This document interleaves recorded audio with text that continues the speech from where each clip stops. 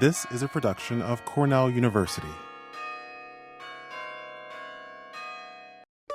The new book, The Economics of Biofuel Policies, highlights the unprecedented link that national biofuel policies create between crop and biofuel prices. The study proposes a new theory of crop price determination and presents empirical evidence demonstrating how biofuel policies caused an average 80% of the grain crop price increase since 2007.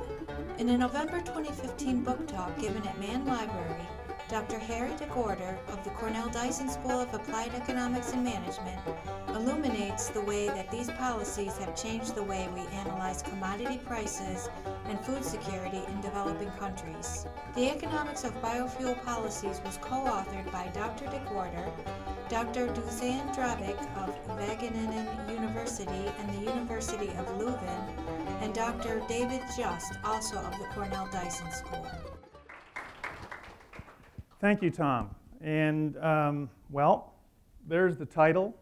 It's going to be, the book is about this, the tremendous increase in world food grain prices, food commodity prices, since September 2006. I have a specific date when this all began.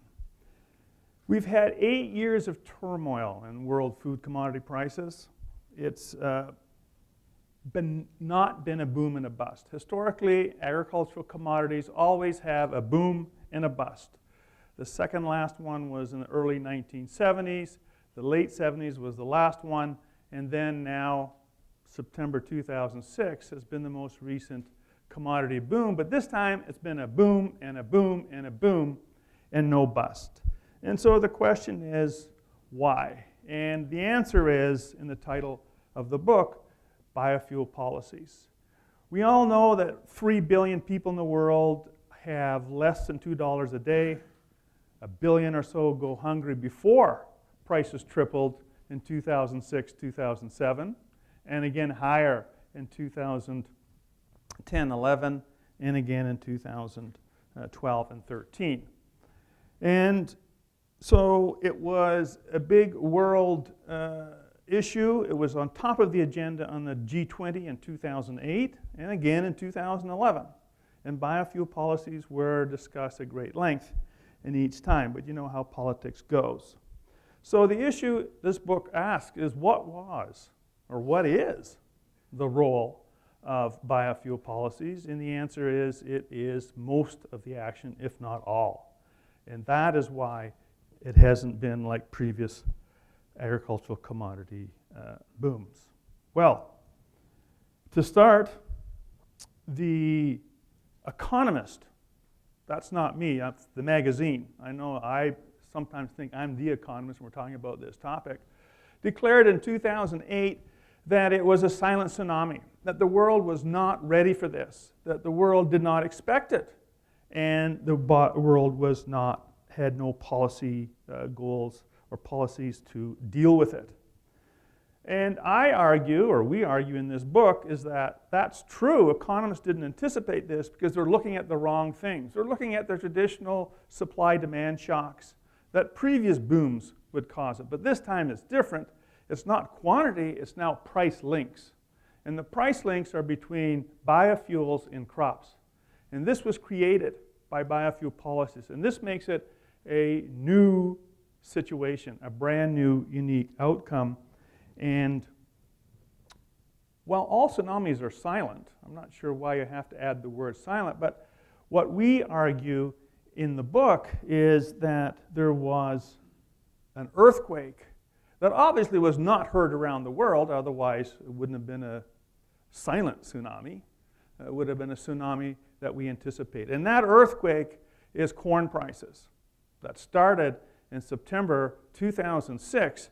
It almost doubled in 5 months. And that was the earthquake that the world had not heard. And this sparked the increase in our prices, a boom, and a boom, and no bust, okay?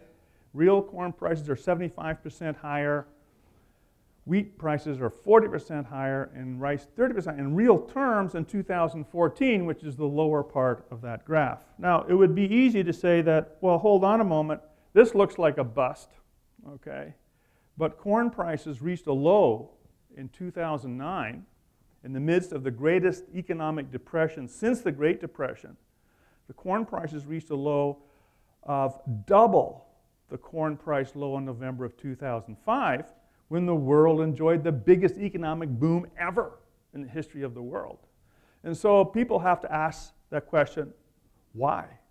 Well, first of all, people don't even know that that exists, but secondly, you've got to ask, why is that? And what I'm going to show has got nothing to do with depression, with macroeconomic forces.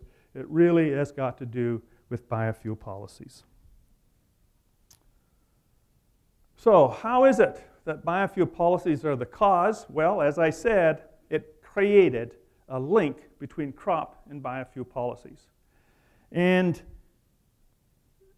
these multiplier between biofuel and crop prices are very high. For example, a 1 cent increase per gallon of ethanol increases the corn price by up to 5 cents a bushel. It peaked at 5 cents in 2013. That's a huge impact on corn prices for one change in the price, a cent price of gallon of ethanol. And here, everybody has to wake up now and really listen in and start thinking conceptually.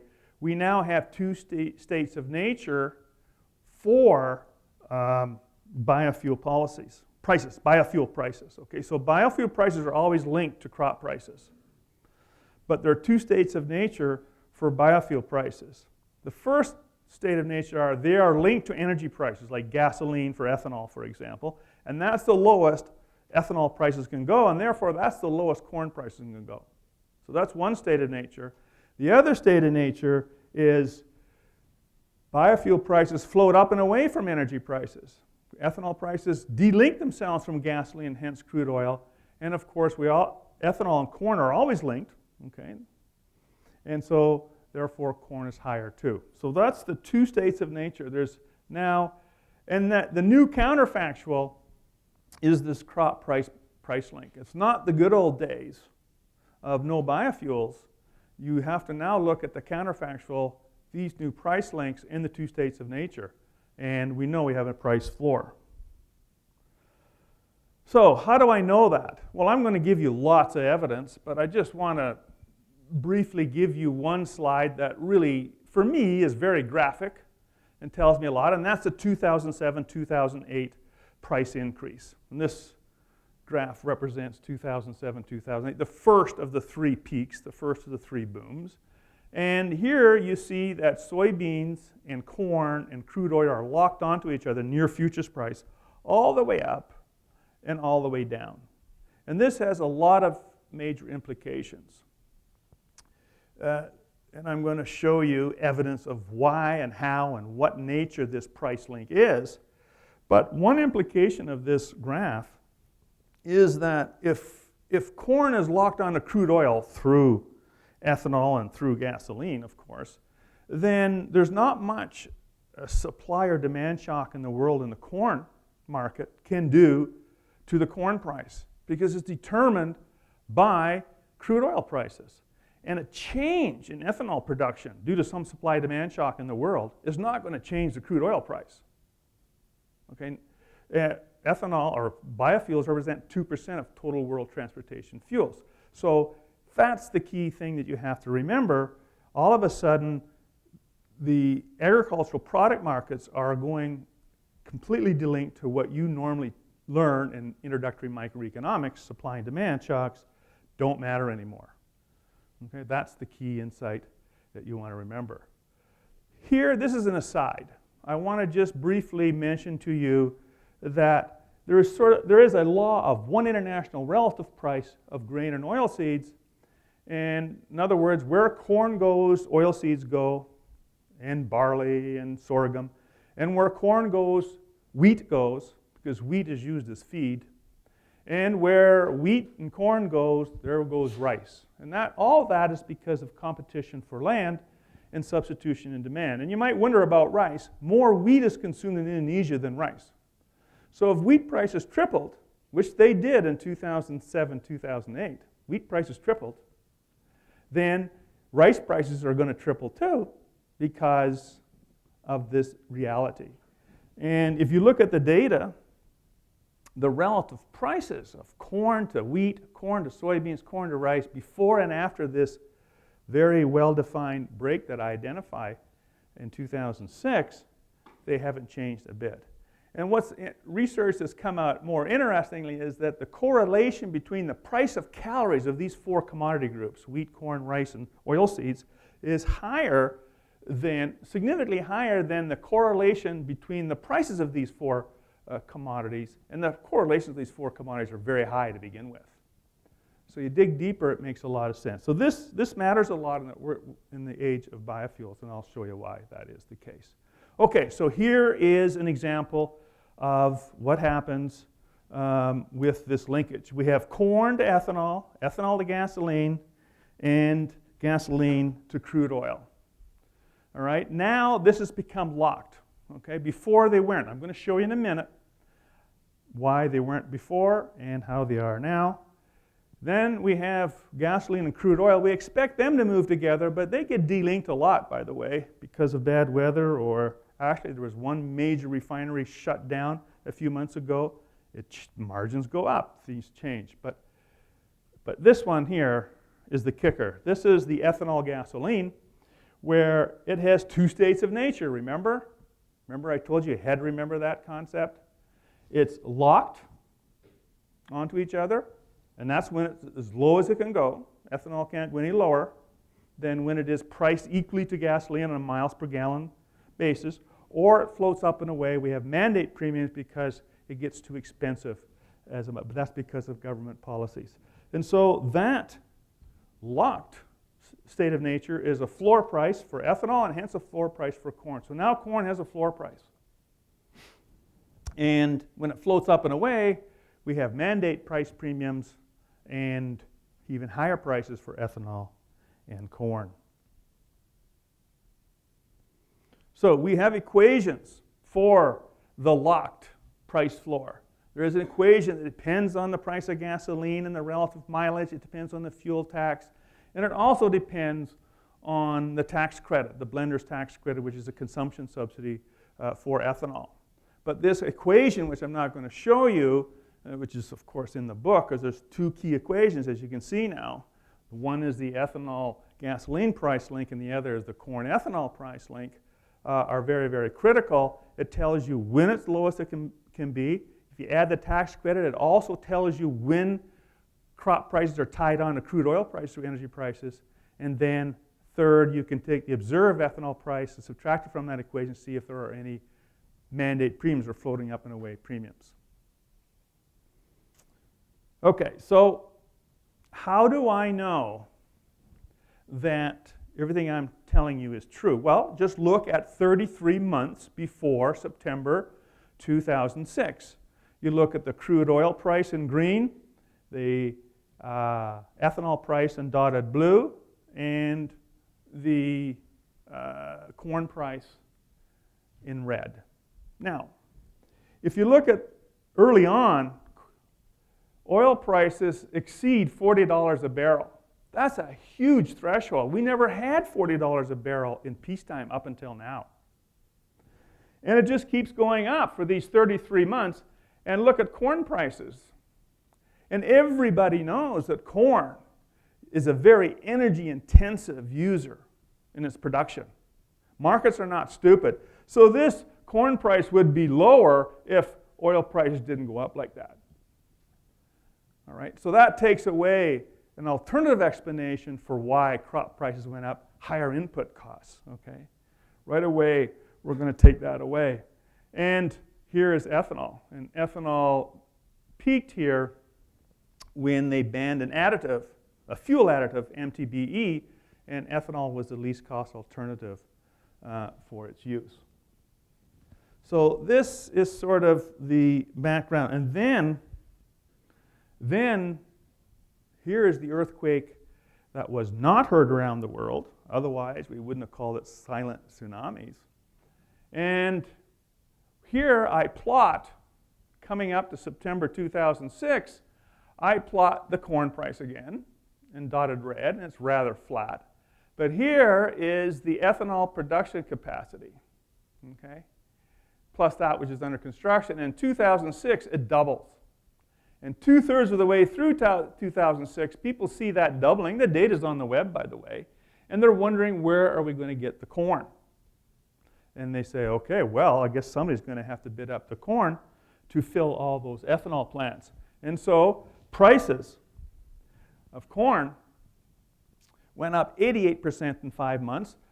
White corn went up 107%. Then in January of 2007, we had the Mexican tortilla crisis. Tortilla prices doubled. Then we had, in February 2007, the India wheat export ban, which is the beginning of many developing country policy responses. And finally, the United States added to the madness by doubling the mandate at the end of 2007. And this was the beginning of a new era, a new world for agricultural commodity prices, where prices became linked. Which prices? Corn and ethanol, soybean oil and biodiesel, wheat and ethanol. Okay, same formula for wheat. They use that in Canada, UK, in France. And all of a sudden, we have a new world. How well does the corn ethanol price link formula forecast, you ask? And here it is. All of a sudden, remember the graph, what it looked like 33 months before this? Now, look all of a sudden how linked they are. The blue is the predicted corn price. Okay, this is the formula where we analyze what would be the zero profit condition for ethanol production. That's a standard economic trick we use for all our formulas in microeconomics, unless you expand the analysis to imperfect competition or things like that. And so the blue line is our predicted line, and the red line, dotted red line, is the actual corn price. So if you look at it, one way you say it looks pretty good, and the other way you say, hold on a moment, what happened here? You overpredicted. Well, the reason is very straightforward. There was production capacity constraints.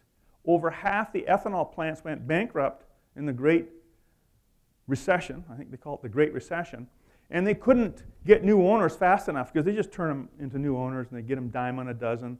And then they start them up again. They couldn't get it going, so there's excess profits. Excess profits means our formula couldn't keep the zero profit condition, so they bid up the corn price high enough. Same thing happened here. Same thing happened here. This is another story. And negative profit. You get negative profits because plants don't want to shut down. It costs money to shut down. They're playing chicken. They're saying, you guys shut down. No, you shut down. Well, I think it's going to improve next month, but things didn't work out. And so forth. Here it was unbelievable. Here is in 2014, as Scott Irwin at the University of Illinois said, profits that defy economic logic, but they crashed down. And by the way, right to now they're together. The red and the blue are together all the way on. So this is the new reality. This is the new way in which you look at commodity crop prices. Here's the formula. I'm not going to go through it, but I just want to prove to you this. Here's the price of corn, here's the price of ethanol. These are a bunch of parameters, like how many bushels of ethanol, corn into one, how many gallons of ethanol for one bushel of corn, relative price of a co-product, DDGS, a quantity, cost of processing. If natural gas prices go down, corn prices go up. Natural gas prices went in half in this time period. This is the price of corn oil they extract from the DDGS and sell as biodiesel. That's a big profit, and so forth. I'll let you read the book to get details of that, but I thought I'd give you one formula, and no more formulas for the rest of the talk. How well does the soybean oil price equation for it? We have three basic models. Okay, corn and wheat have the same type of technology and equations, different parameters, of course, corn and wheat. Then you have oil seeds, rapeseed oil in Europe, soybean oil in the United States, and then we have sugarcane. And they all have different co-products and joint products and competing products and different details. But I'll just quickly show you the soybean oil forecast. And again, here was, they couldn't import ethanol from Brazil to fill the advanced mandate, so biodiesel had to take it, and they had excess profit, so we overpredicted. Here was the blend wall, again overpredicted. Now it's all the same. But again, okay, here is a summary of, we know now there's a price floor for corn, okay? That's when it's locked on to ethanol, locked on to gasoline, locked on to crude oil. It's either as low as it can go or it floats up and away. Low as it can go, price increase for corn was $2.58 a bushel, 123% increase. The lowest corn could go was $4.18. That means the float up and away part is 51 cents a bushel. That's the mandate premium on average for that 4-year time period. So the bottom line is that the 80% of the price increase for 4 years here would have occurred regardless of all factors, regardless of China eating more meat, or there was a drought in Australia, or there was a freeze in Mexico or dryness in China. It doesn't matter. We would have had 80% of the increase no matter what. Okay? And this represents another $1 billion per day subsidy transfer from crop producers to crop users, including animal agriculture. And the reason why $1 billion a day subsidy is important, because that's what the WTO trade negotiations under Doha was all concerned about, the producer subsidy equivalent as measured by the OECD, farm subsidies, farm import protection, tariffs by OECD countries translates into $1 billion a day. And this was the big contest in the Doha trade negotiations. Well, here we have another $1 billion a day, in addition to that, from crop producers to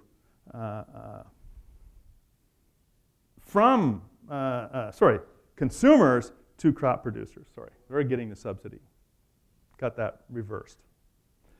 So that just gives you a bit of a perspective of how dramatic and how big this really is.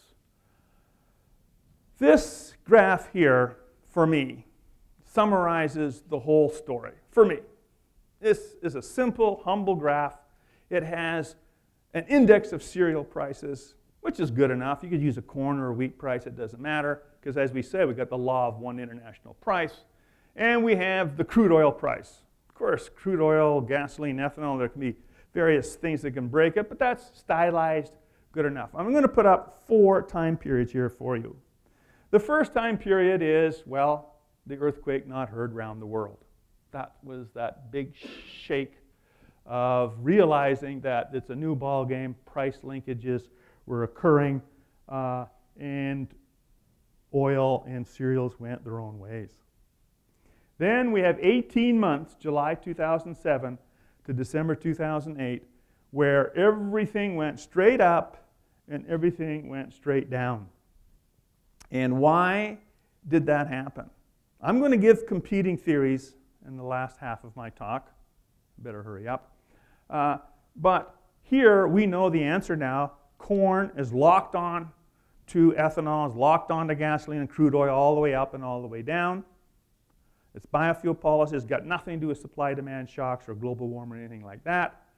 And then, and so rice and wheat and oilseeds all go together. And then we have the third time period, again another 18 months, where this time, oil prices fall off a cliff at the end of that second time period and then constantly move up for 18 months. And in that time period, cereal prices decline. Why? Because we're in the float up and away regime now. And that means a mandate is binding. What is a mandate? A mandate means that you're required to use X% of ethanol in your gasoline or fuel supply.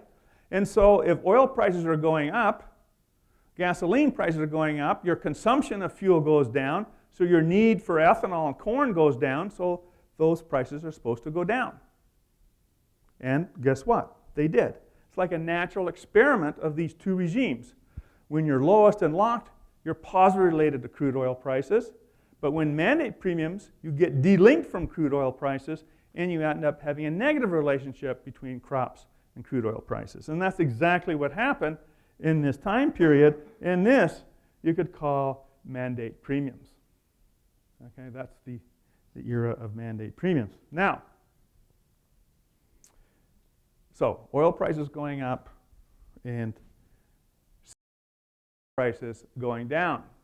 But then, as oil prices kept going up, the mandate premiums were dissipating, and we're going back to state of nature 1 when we're locked on again, lowest when locked, and then you just move in positive with crude oil.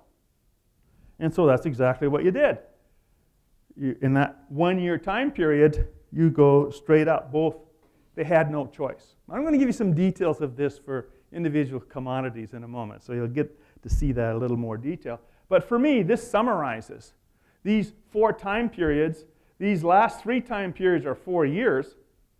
To me, this summarizes exactly what happened, and the analysis, the theory, the formulas, the new reality of agricultural commodity prices is right there. Now, people would say this was a boom and a bust just like before. Lots of economists wrote papers, boom and bust. I'm going to show you some in a minute. Some economists said here, award-winning economists said right here there was Midwest flooding, and over here it was conditions eased. Some people thought it was due to Midwest flooding. They won an award, agricultural economists. Okay, it had nothing to do with Midwest flooding or dryness in China or China eating more meat. It couldn't. It was locked. It's purely mythical. And so for me, this is, of course, time period goes on. But let's look at a typical economist evaluation of the price boom of 2007, 2008. And then they do this for 2011. And then the new boom in 2012, 13. They keep doing the same thing. This is what we call the perfect storm. The alternative to our book explaining what happened to grain prices is the perfect storm, which is some cosmic roll of the dice and umpteen different things happen all at once. Okay? And here's some umpteen different things. They start off with Russia wheat export ban. And then they have I got to put my glasses on to even read that. Small screen. Canada, Northwest Europe, rain damage, wheat crop. And then they have U.S. corn yields, some high temps in the United States, and some suspending wheat import levy, which is insignificant. And Australia has rain. I thought Australia had drought. Oh, well, let's forget about that. Aggressive importers. Ooh. Russia stops grain import duty. What are they? Are they importing or are they exporting? They're importing here, exporting that. Okay, well, anyway, forget. Mexico freeze. And then I'm getting really fed up. And then I'm going China dryness. And this thing all fills up. And some stuff up here. And when I was typing this in for a seminar about 3 years ago, I got fed up. I started feeling nausea. And so I said, no, enough. How do you analyze that? Okay. Well, here's the price of corn. And if you look at the new theory of biofuel policy and the new reality of what's going on, you just put in the price of gasoline. It had no choice. They had no choice. It was locked. You even get a kink right here. Dryness in China. Freeze in Mexico. They always dryness in China. There's always some Midwest flooding. Here, I just wanted to show you wheat versus corn, how here's the earthquake, and then wheat goes and corn goes up. But the dotted line is what corn prices should have been if there were no capacity constraints. And ironically, it goes where wheat was. So wheat is being produced, ethanol. They don't have a capacity constraint, obviously, because they are going where corn would have been otherwise if they didn't have a capacity constraint. And then they come down. Wheat stops coming down here as corn peaks, has a little peak there itself. And then they just keep coming down. Now, I have a box in the book where I have a conversation between wheat and corn. Okay, wheat and corn are talking to each other. And at this point, corn is going down and wheat's going down faster, and corn is yelling at wheat, saying, where are you going? If the oil price goes up, remember I showed you the previous diagram? If that oil price goes up come 2010-11, I have no choice but going up in 2010-11. Remember that last time period in the previous graph? And corn is yelling, we're going to be locked onto crude oil if it keeps going up. By the way, it did keep going up. It went up as much as it did in the previous time period.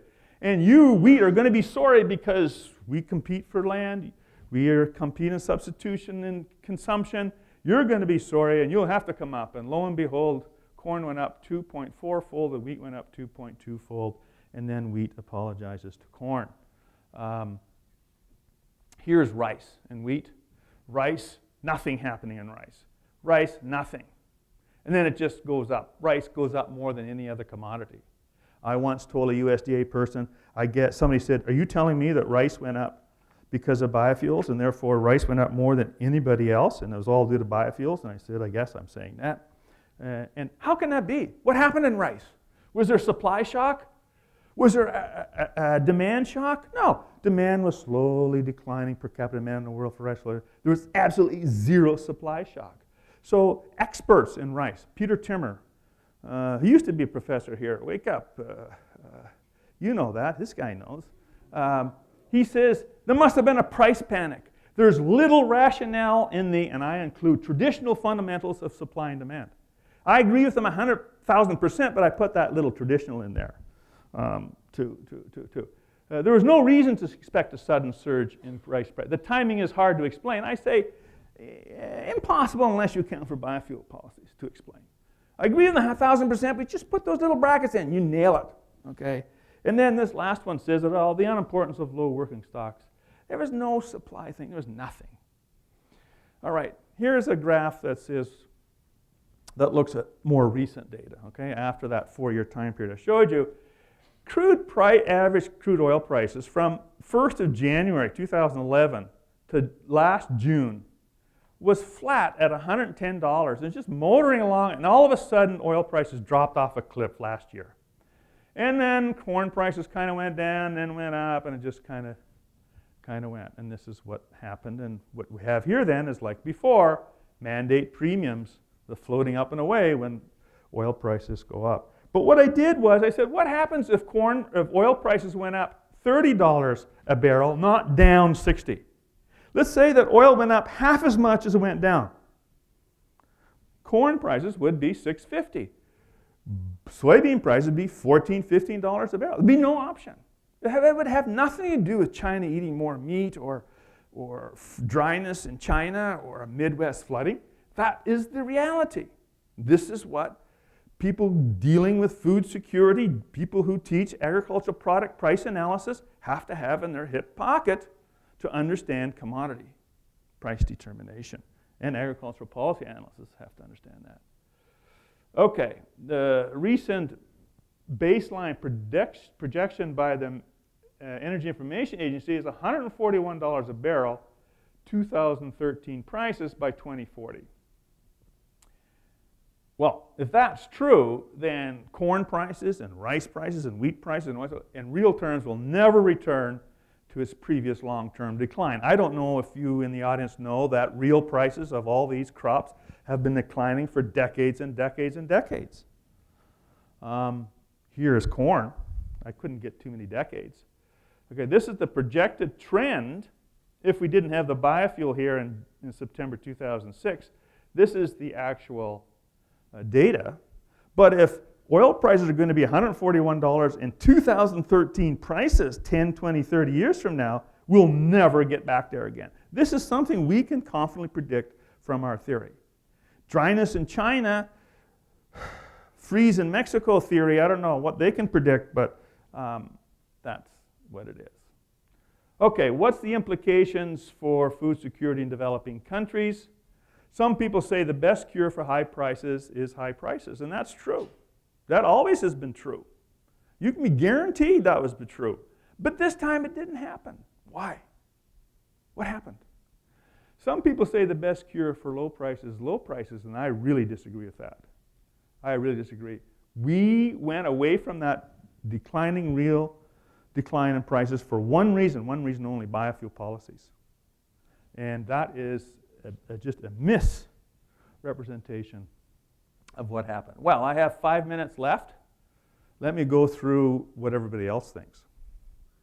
And it's called the perfect storm. Speculators, finance and macroeconomics, all that. Crop supply shocks like global warming, demand shocks, China eating more meat, developing country policy responses. I wanted to spend a little bit of time on that. but I guess I won't. Dollar exchange rate, low stocks to use, lack of public R&D in agriculture, and so forth. Well, let's start off with the behavioral economics and speculation. Commodities follow the same euphoria cycle we had in housing. This is Robert Shiller in 2008. Well, you know, everybody analyzes the world with their own lens, right? If you are a behavioral economist and you simulate in class stock market bubbles, and you're walking home and the New York Times asks you, why did corn prices go up? What are you going to say? The first thing comes through, and you're proud of your stock market bubble you simulated in class, you're going to say, well, it's housing prices. So I plot housing prices and corn prices, and I'm sure you guys could figure something out about something, but for me, if you think I'm ridiculing him, that's what I'm trying to do.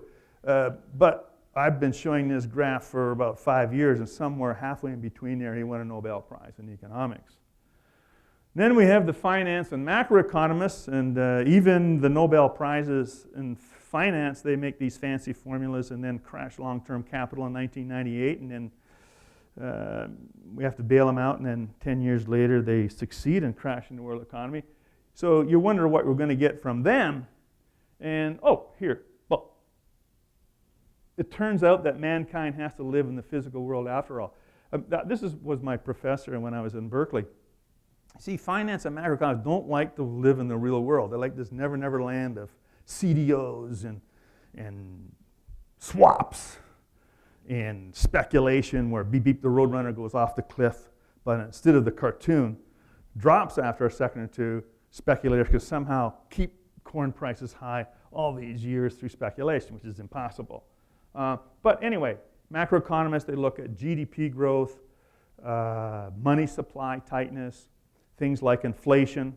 There was no inflation in this commodity boom. Unlike previous commodity booms, inflation, we had a situation where housing prices went up in the 70s, agricultural price of land went up, we had tight money, not tight money, budget deficits, not budget, everything sort of correlated. But this time, we had stock market, all asset prices crashing, and agricultural land skyrocketing.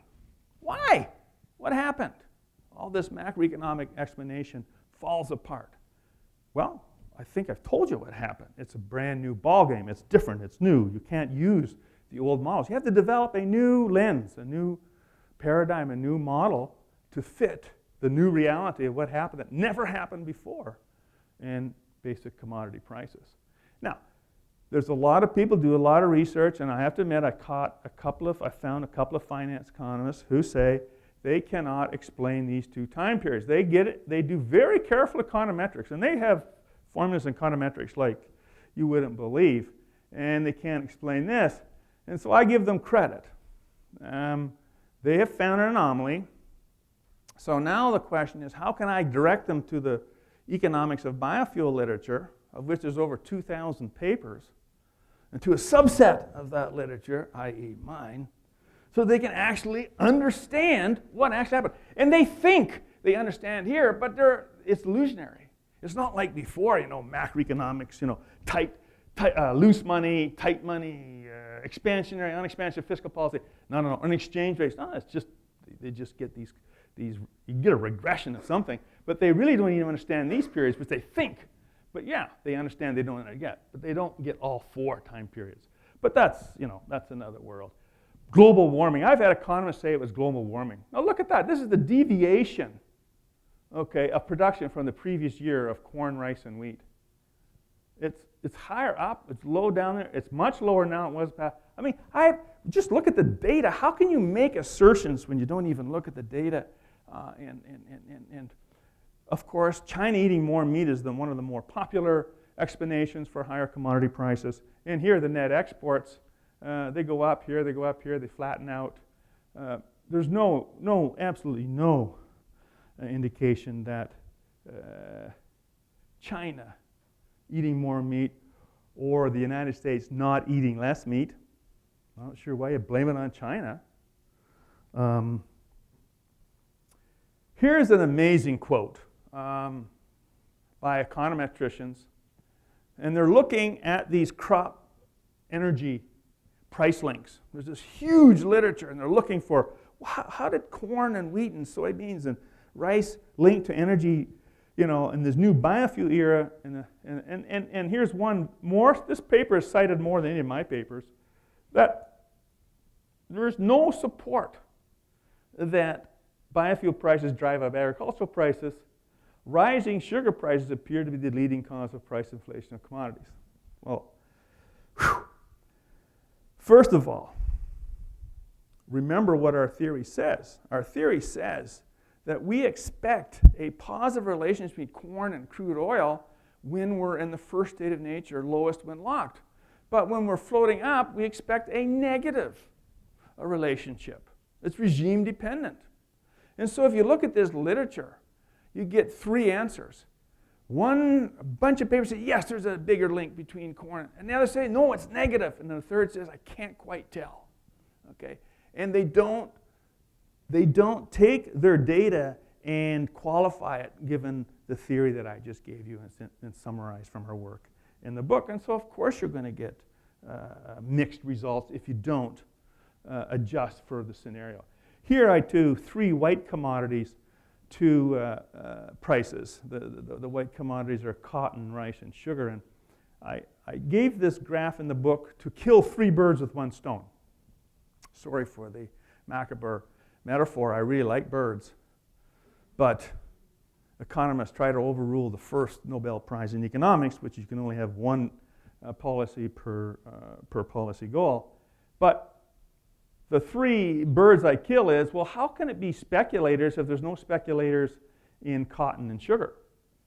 And the second bird I kill is, people say, all commodities followed oil prices. Really? I mean, rice did, but the other 2 didn't. And in that middle time period that I showed you, they were supposed to be negatively related. So you can't, I'm not saying that commodities follow oil prices. They're going to be negatively related in some periods, positively related in others. And the third one is sugar prices led the way. Well, there's almost some validity there. Almost have some validity there. But that's pretty funny compared to what theory I've put forward and the empirical evidence that we put forward that I think is unequivocal that biofuel policies. Okay, I'm going to skip developing country policy responses because we're out of time. Even assuming you guys are going to ask me some questions. But the bottom line is we get the conventional wisdom is that developing countries had export restrictions and import enhancements in response to the price rise. And the conventional wisdom is that that caused the world prices to go up. But we're saying, no. Policies just followed the prices. These prices were locked on to crude oil.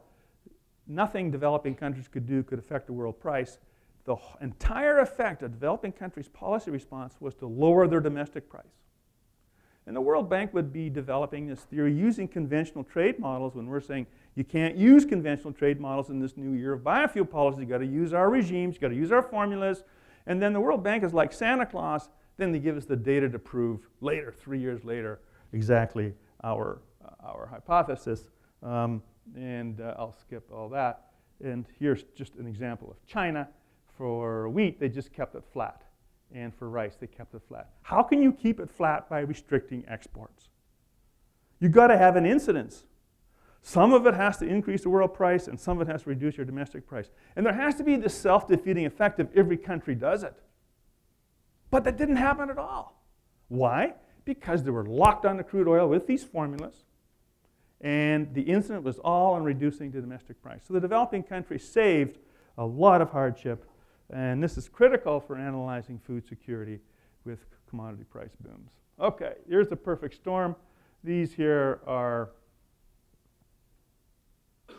I could talk to you about it if you want, but let me end there and open it for discussion.